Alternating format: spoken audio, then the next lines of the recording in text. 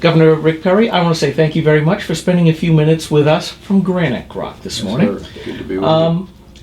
I was at Pam Tucker's house the last cycle when you announced, and the line that I would hope that most Republicans would take hasn't been, and this has just stuck with me.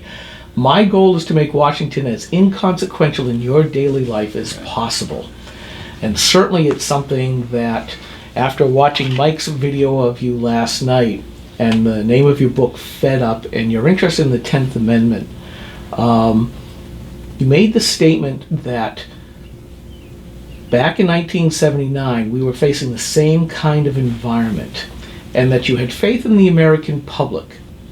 And I kind of sat there on the couch as I was watching the video and saying, but I'm not sure that the culture is still the same. I think traditional American values, hard work, independence, government small as possible, still apply anymore, because we've watched the millennials grow up, the educational system no longer teaching our true history, the philosophy, and the written word of the Constitution.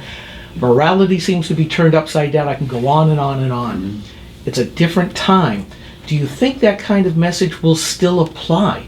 And I think we're really at a nexus point and almost on the downhill slope. I do, and I do for a couple reasons. Number one, I have two of those millenniums, a 31-year-old son and a 28-year-old daughter. I do believe that there are young people in this country, and a host of young people in this country, that love freedom. I happen to think that freedom is in the DNA of every human being. And it's that quest for freedom that gives me the great optimism about the future. People want to be free from over-taxation. They want to be free from over-regulation. They want to be free from over-litigation. They want to be able to live a life of freedom and plenty and joy, if you will. And it only comes when they're freed from this centralized government. We think about that old book, 1984, and that this government that absolutely strangles freedom. And there are a lot of young millennium groups out there. They may be a little more liberal on some of the social issues, but at the core of this, when it comes to freedom, they're going to be responsive to being able to keep more of what they work for, to be able to be free from government telling them how to run their lives. And I think the power of our message is that the 10th Amendment and that concept of the states competing against each other, that we're a diverse people. And go find the state you want to live in that best suits your interest in life. There may be some folks that want to live in places that have high taxation and high regulations, and they should be free to go live in California. That's the beauty of our founding fathers. Louis Brandeis, as I mentioned last night, a liberal Supreme Court justice, but he was a true, strict constitutionalist. The states are laboratories of democracy. States should be allowed to go and experiment, to come up with the novel ideas about how to run their states, whether it's on education policy or whether it's on transportation issues, whether it's how to deliver health care, or whether it's something as much I don't agree with, allowing marijuana to be used in Colorado and Washington. I think they will find that that's a mistake, but I will fight for their right to be wrong. Okay, one quick follow-up. Yeah, I agree with that. The only time I ever got through to Rush Limbaugh, I said I will defend to the death your right to smoke, even though I hate it. Yeah. The other problem I see is that, and I ask myself, have we been fundamentally transformed? Because I see a lack of respect for the rule of law from the national level all the way down to local officials. Yeah. We see people saying, I am entitled to this with an attitude. We see, I think, that we're getting more to that point as a society of depending on government way too much. And now they actually expect it instead of making their own way, that they're always expecting a hand up and a hand out. Do you see the same thing as you're traveling around the country? I don't. I mean, I think that there are people who realize that the structure that we have today is very heavy in that way, but I think with the right leadership, with the right narrative, with the right individuals, and I'm talking about having a strong cadre of young 25 to 35 years old that are out talking about freedom, talking about why removing the barriers that government have put in the way so that you can flourish and have an extraordinary future, that there is no limit to what you can do. With the Obama model, there's a limit. There's a limit for people because whether it's this last overtime pay issue that's going to do nothing more than continue to put a cap on how many people have a job in this country. All the way, to a lot of the issues that President Obama has put into place limit people's opportunities. I want them to have the vision that there is unlimited opportunity. And the other side of this is to live in a country that is secure, that is safe. And that's one of the things, whether it's the lack of security on our southern border with Mexico, or whether it's this lack of respect that America has around the world today because of President Obama's retraction, his retreating from the historic position of America being a strong ally with our friends around the world. They don't know whether we're going to be there today. And in turn, you see ISIS, this 4th of July weekend that we're celebrating independence, high level of concern that we're going to be attacked somewhere by ISIS. Americans, and particularly that millennium generation that is going to take this country over, they're going to be the next level of leaders. They need to know that we have the ability to stop ISIS, to eliminate them, so that they, in their communities, can live in peace and freedom. So one of the biggest challenges that you face, you believe in the local government, state government, and the general devolution of power. How do you get the Leviathan to actually shrink itself? Because Congress is part of the problem. They have created the administrative state in order to absolve their own consciences of having to write the minute regulations. Right. They don't legislate anymore, they enable bureaucrats. Right. How do you shrink that, sir? Well, you have philosophical partners that come to Washington, D.C. to work with you.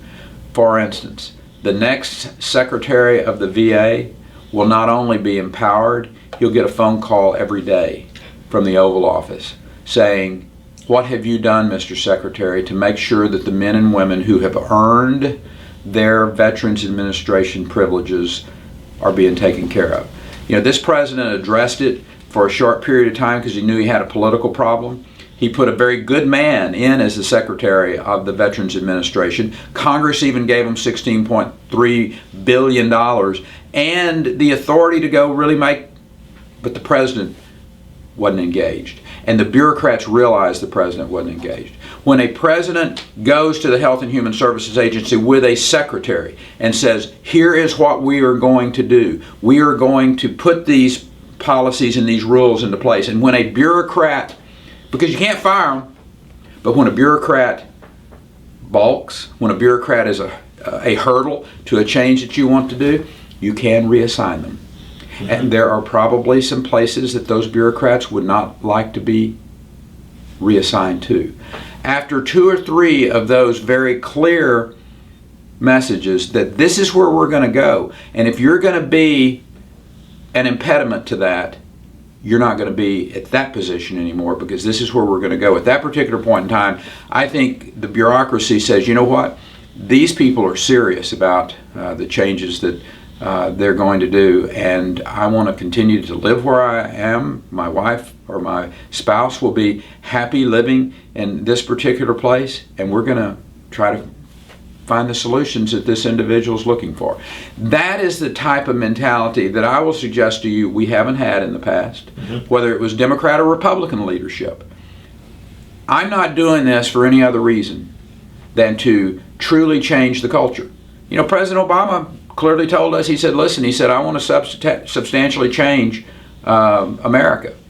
And I'd suggest to you that he hadn't been successful in many things, but he's been successful in that. He sure has. And we can go just as much back in the other direction. And the other direction I suggest to you is the making government smaller, allowing people to keep more of what they work for, giving people more freedom, because a centralized government takes freedom away from people every day. Just the cost of centralized government takes freedom away from people.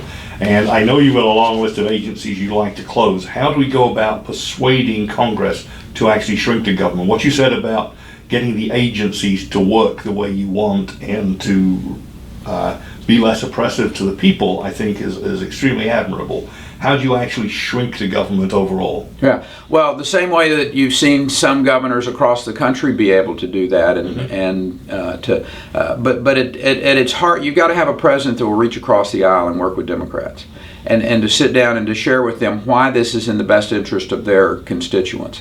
But at the end of the day, I will suggest to you it's the philosophical direction from the very top, and it's the engagement every day. There are going to be those that say, look, you can only be here, maybe 4 years, 8 at most, and we'll hold our breath that long. Well, we need to make sure that they turn really blue in the face, that holding your breath that long is impossible, that we're going to put these changes into place, work with Congress, and sell to the American people why this is important to them. No one's done that. I mean, I think we've capitulated on the 10th Amendment. For the last 60 years. There was some time when government played a very important role. My parents, who lived through the Great Depression, and government put rural electrification into place. They helped with the farm to market road systems. I mean, government had a role to play, but the limited role of government is what we have to go back and share with people is in their best interest. And when we do that, then I think we'll be successful in compressing the size of government. Sure, and that Depression era was a mixed bag of blessings, because It was there were indeed. some things which were very good, and there were others such as Filburn and the right not to farm. Oh, yeah, Actually, the we're getting- AAA. Yeah. We're getting the high sign. Governor, I want to say thank you very much for taking a few minutes with Granite Grok. I'd love to have you in for Grok Talk some Saturday morning when you're back, because we've got a bunch of specific questions instead of these broad ones that we'd like to ask. Consider it done. Very good. We'll be And, back. and I have to say, as a double Blue Star dad, thank you very much for your service. Roger sir. that. Thank you, sir. Thank you. Tell your kids thanks. I will.